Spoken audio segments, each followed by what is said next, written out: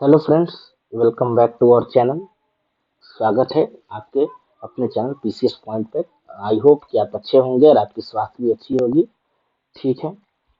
कल मैंने वीडियो जो डाला था मेरे 100+ मार्कशीट का, तो लोग मेरे को, जो हमने टेलीग्राम चैनल पे जो हमारा हेल्पलाइन नंबर है वो, या फिर जो वहाँ पर जो ग्रुप है वहाँ पर सर बहुत लोगों ने मुझे पर्सनल भी टेक्स्ट किया, सर आप मार्क्स इतना कैसे लाते हैं हर बार।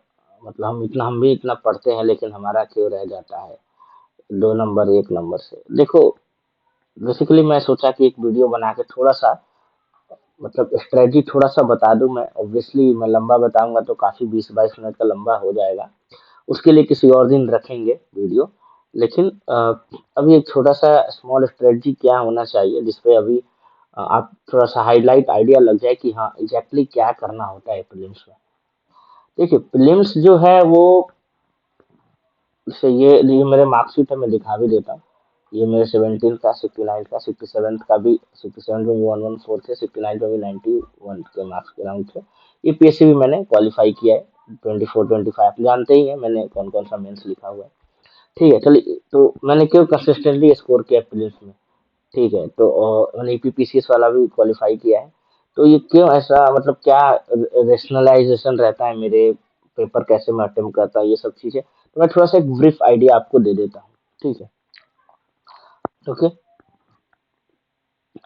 देखिए, ये प्रीलिम्स होता है। थोड़ा सा मैं दूंगा, ज्यादा लंबा नहीं करूँगा। प्रीलिम्स में आपको ना फैक्ट और एनालिसिस दोनों आपको आना चाहिए।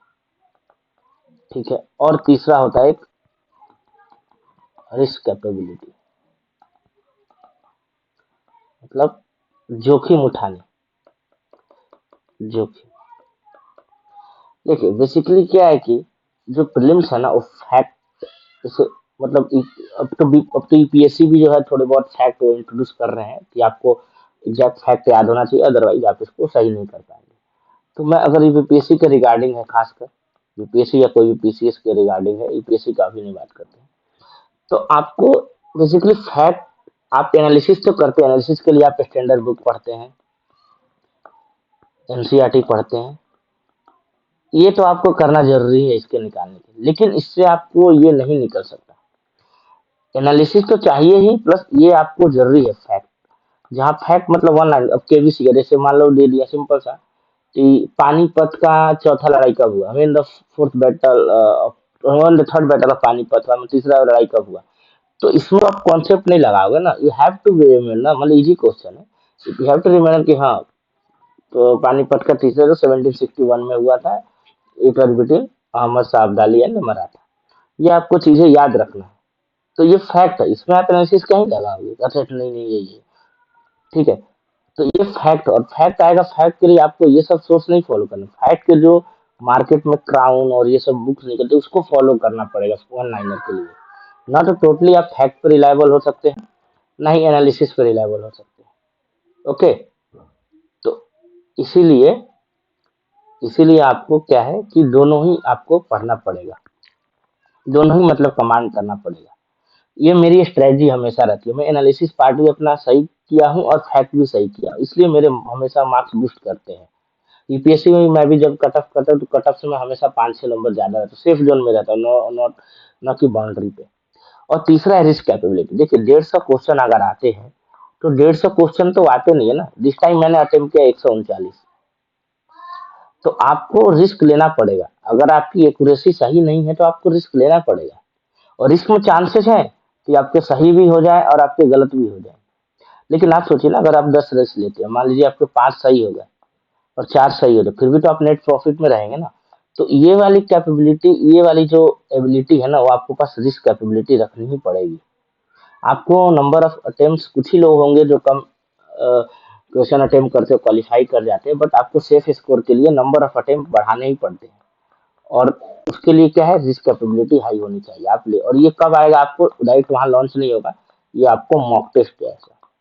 मॉक टेस्ट जितना दीजिएगा आप वहां से जो है क्लियर कर पाइएगा कि क्या होना होता है। ठीक है।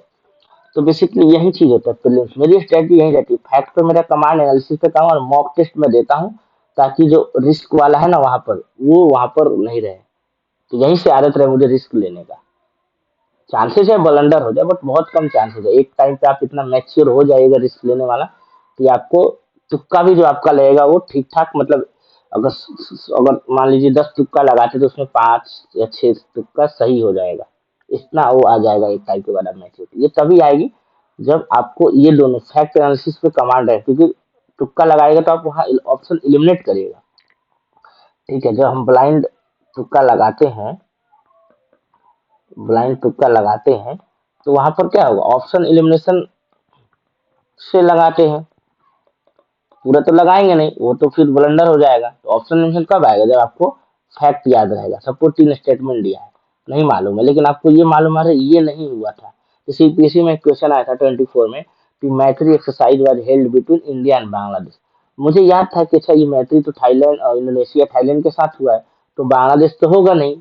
तो मुझे नॉलेज नहीं था वो 2 स्टेटमेंट जो दिया था उन्होंने कहा क्या हुआ है, लेकिन मुझे उसका नॉलेज था कि अच्छा मैत्री जो है इंडिया और बांग्लादेश के बीच हुआ है, ना नहीं हुआ है।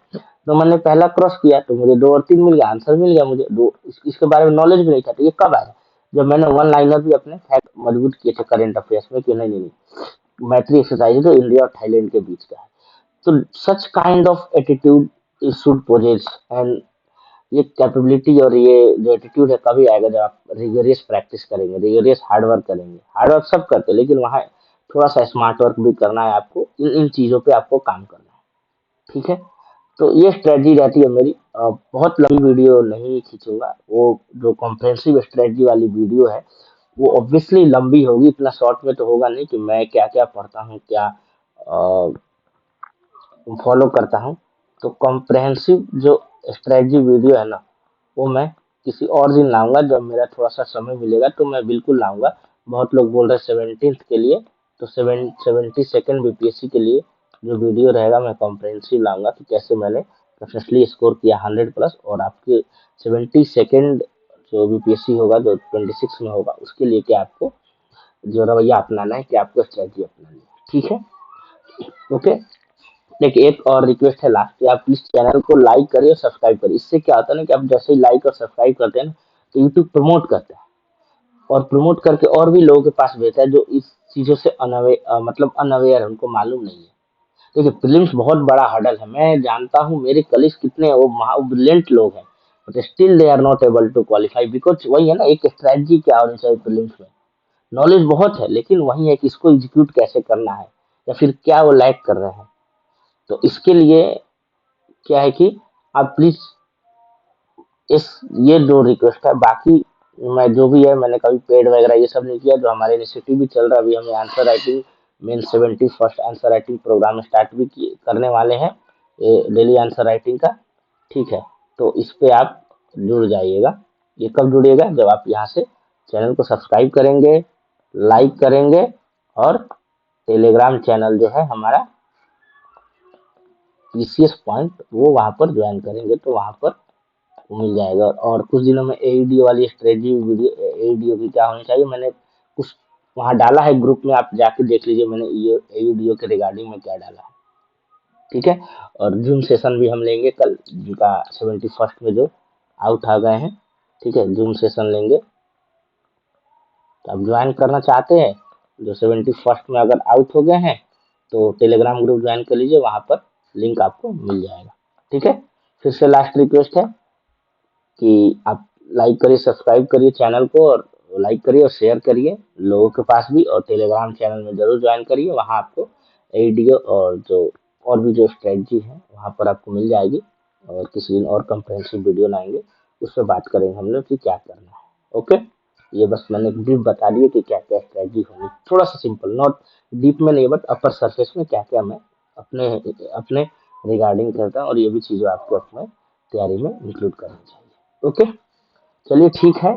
स्टिल फिर से लास्ट में सब्सक्राइब करिए, लाइक करिए, और टेलीग्राम, और मैं कमेंट सेक्शन में या डिस्क्रिप्शन में मैं टेलीग्राम जो पीसीएस पॉइंट है वहाँ पर लिंक डाल दूंगा, आप वहाँ से ज्वाइन हो जाइए एंड अपडेट लेते रहिए। ठीक है, और वहाँ पर हमसे पर्सनल भी बात कर सकते हो उस टेलीग्राम चैनल में। ओके, ठीक है, चलिए।